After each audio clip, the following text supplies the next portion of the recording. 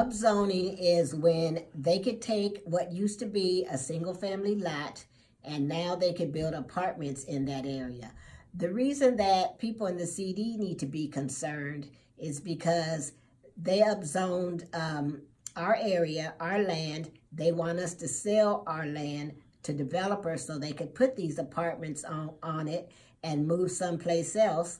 The only area in Seattle that is upzoned is in the central area and the Rainier Avenue and the South End and North Beacon. The same areas that were redlined are the same areas that are upzoned. In other words, they want us out of here. Mm-hmm. And so it's basically along the color line, 100%. People of color, brown, black people, Asians, and Hispanics are the ones that's going to be affected by the upzoning and the ones that's expected to leave their houses and while the rest of Seattle looks on like nothing ever happened.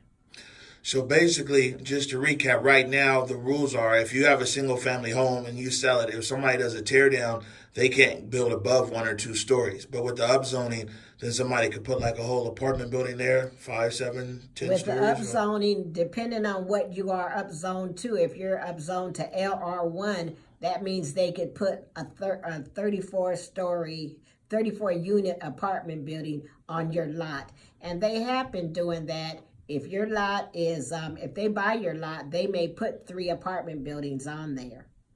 So, but how does it impact like our elders when they're as far as their property taxes and things go? If somebody next to them has been upzoned and there's like an apartment building next to them, doesn't that skyrocket their property value increase as well? That is a wonderful question. That is the big thing that we're waiting to see if they're going to affect our property taxes. We're hoping that property taxes are not affected if you haven't actually built a larger unit on your property. And they call that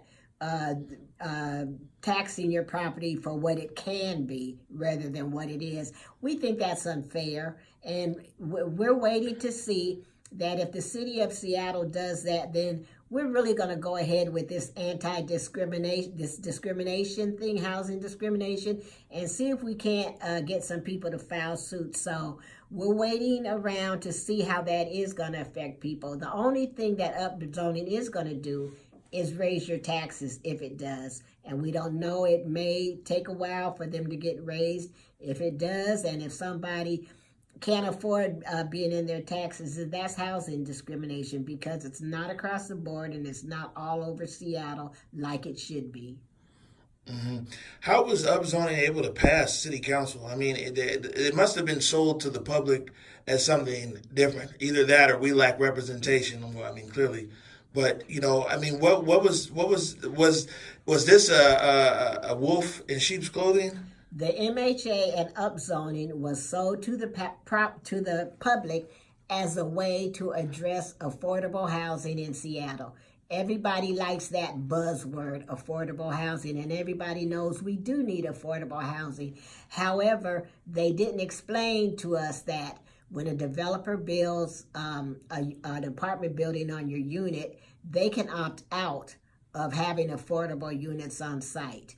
That's how Mayor Murray made that thing. That's why we're saying he is giving our property away because developers do not have to put affordable units on there.